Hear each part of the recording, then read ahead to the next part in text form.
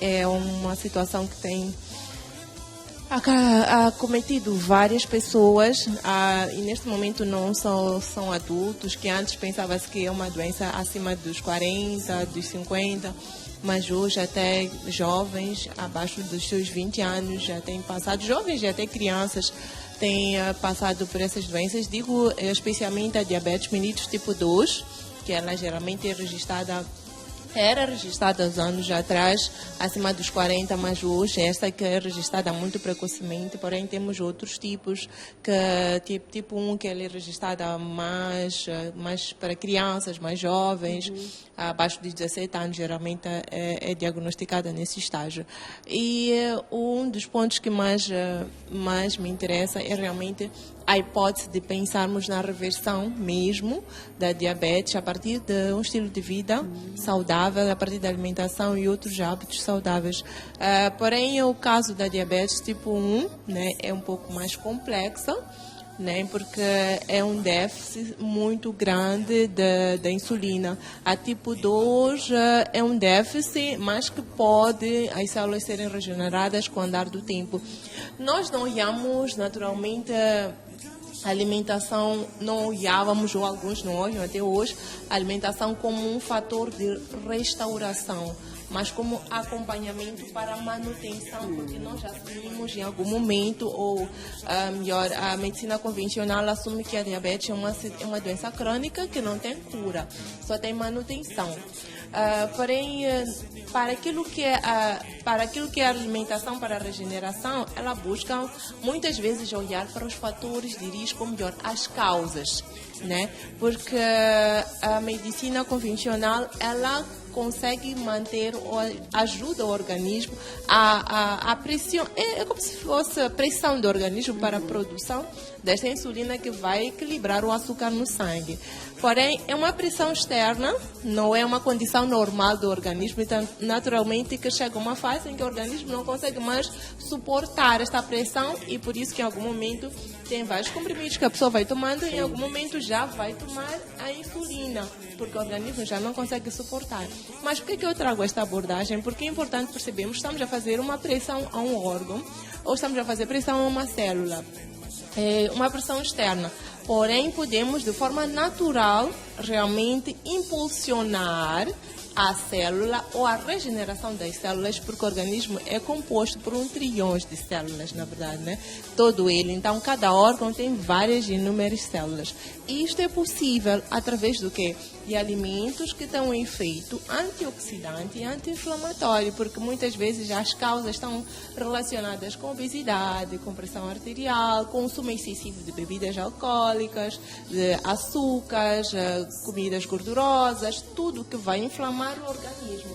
Então, para a alimentação, para a reversão e acompanhamento e manutenção dos casos de diabetes, é preciso retirar primeiro os fatores de risco, retirar as causas.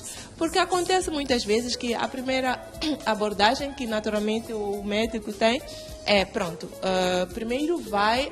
E muitas vezes já acontece do médico recomendar, vai ter um estilo de vida saudável, olhando a sua alimentação, atividade física, e não é a priori que ele diz, não, vai tomar os fármacos. Mas por quê? Porque o médico também entende que é possível realmente fazer esta manutenção sem os fármacos. Porém, nós como... Não queremos deixar realmente daquelas coisas que achamos que são boas, mas são prejudiciais. E nós o que é que fazemos? Em algum momento nós já assumimos, pronto, a diabetes é uma doença crônica, eu tenho que tomar isto o resto da minha vida. Então, mais vale eu começar a comer tudo de melhor e de bom. Mas, doutora, neste sentido, é preciso que haja uma alimentação saudável, diferenciada em regra geral para pacientes com diabetes? É preciso.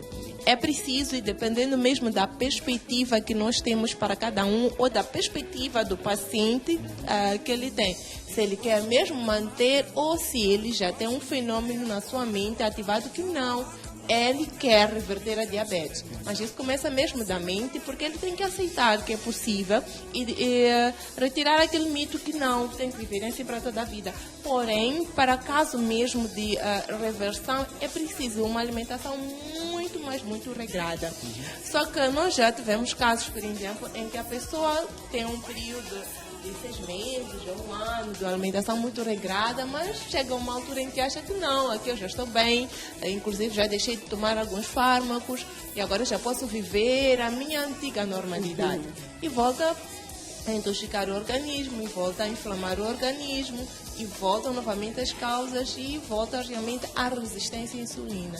As células do pâncreas, elas também podem ser renovadas e regeneradas, mas para isto é necessário que tenham os alimentos, que tenham as vitaminas, os minerais e que tenham as enzimas também, porque um dos fatores que realmente ajuda neste processo regenerativo, inclusive das células, são as enzimas, que nós não falamos muito ou não se fala muito nesta abordagem, porém o pâncreas que produz...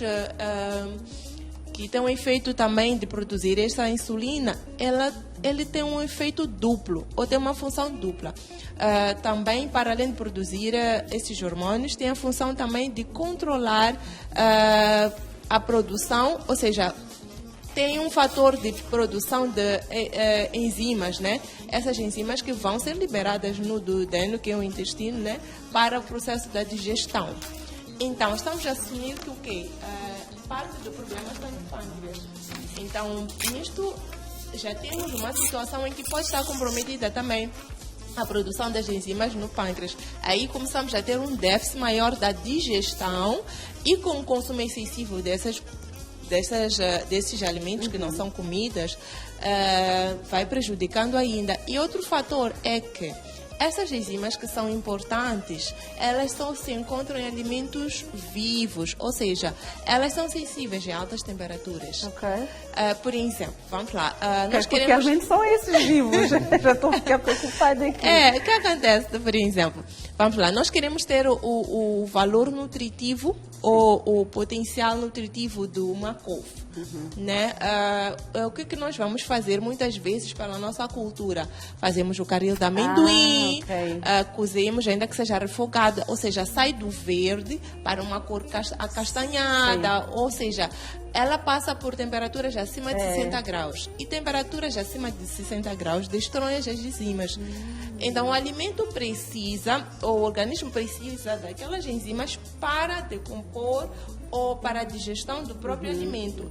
É certo que o organismo já tem enzimas no organismo, mas elas não são suficientes. Não é por acaso que os alimentos também têm essas enzimas.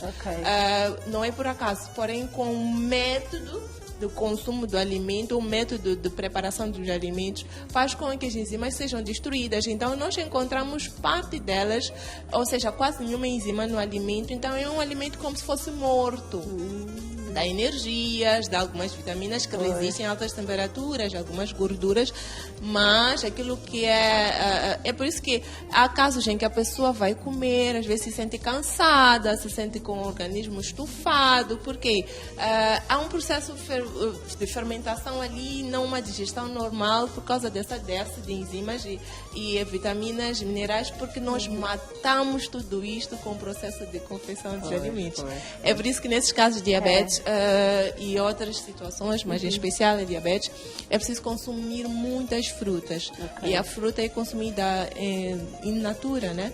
E sem confeccionar, mas a quantidade ou a forma de consumir é totalmente diferente. Vamos por aí daqui a pouco, doutora Marinela. O que eu gostava de perceber melhor agora, tinha dito, aliás, que é uma verdade até que as diabetes eram consideradas como doença de adultos, não é? Pessoas mais adultas, idosos, mas hoje em dia, infelizmente, também vemos outras faixas etárias também com diabetes. Existe uma alimentação específica para crianças, adultos, gestantes, quando se fala de diabetes? Já com diabetes? Já com diabetes. Pronto. Existe sim uma alimentação mesmo para prevenção. Para crianças, como eu disse, crianças abaixo dos seus 17 anos tem o diagnóstico dessa diabetes tipo 1, que é insulino dependente. Ou seja, ele vive de insulina, tem vários tipos de insulina, aquela que é consumida antes, ou seja, nos intervalos de alimentação volumosa, que é o almoço, o jantar, tem a lenta, a rápida. Então, dependendo da insulina que vai ser tomada, tem que se controlar o tipo de alimentação e o volume da alimentação que vai ser consumido, principalmente em casos de crianças que vão se adaptando até crescerem com esse diabetes tipo 1.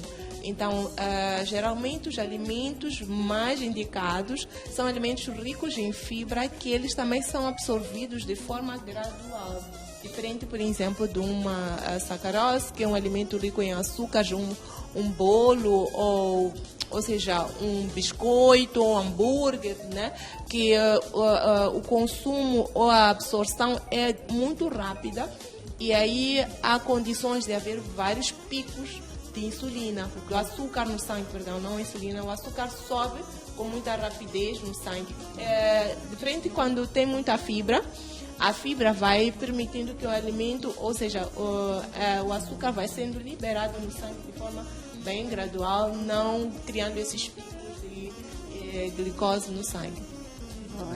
Mas, em regra geral, há alimentos que devem ser evitados por pacientes com diabetes. Que alimentos seriam estes? Bem, é uma lista enorme, mas vamos aqui registrar alguns de forma bem específica e caso realmente haja alguém neste momento consiga eliminar isto, verdadeiramente já consegue ter um grande avanço na sua alimentação. E primeiro são produtos de prateleira, que geralmente nós chamamos de alimentos, são produtos de prateleira, que são processados, que têm lá aditivos e vários componentes que não são nutritivos para as células. Então, estes produtos de prateleira, vamos lá, salsichas, bolachas, vorces, estou a falar de carnes mesmo e outros produtos secos que já estão processados, doces, vários tipos de sumos, de pacote, leites, todos os produtos de prateleira, ou seja, não necessariamente todos, porque nós encontramos lá alguns cereais integrais, alguns feijões, leguminosas. Então, todos os produtos ricos em açúcares simples, ricos em gorduras, que sejam de prateleiras, que tenham muitos aditivos. Agora é diferente, por exemplo, de um cereal integral, que ele não precisa desses aditivos para a conservação. Diferente de um produto de pacote. Ele precisa realmente, vamos lá, o leite. Numa condição normal, temperatura ambiente, o leite, ele em 24 horas, 48 horas, ele conserva. Acima disto, ele já não conserva, ele deteriora-se ou apodrece. Então, para nós conservarmos na prateleira leite meses, ou seja, às vezes anos mesmo, que nós vemos vários produtos assim nas nossas prateleiras em supermercados, é preciso que sejam retirados primeiro parte daquilo que são os nutrientes e coloquem lá aditivos e outras formas de conservantes para aumentar o tempo de prateleira. E estes compostos não são nutritivos para as células, são maléficas, danificam as células. É por isso que esta é a primeira lista de produtos que nós vamos retirar nas pessoas que tenham diabetes ou que queiram até prevenir a diabetes.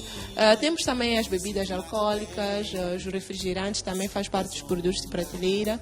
Temos também as carnes processadas, ou seja, as carnes vermelhas. É preciso, não é necessariamente que tem que cortar a 100%, mas se a pessoa já consumia todos os dias e passa a consumir uma vez por semana, já é bastante.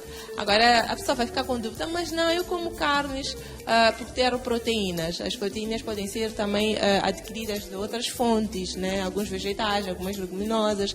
Porém a carne, por quê? Ela tem este poder de inflamar ainda o organismo.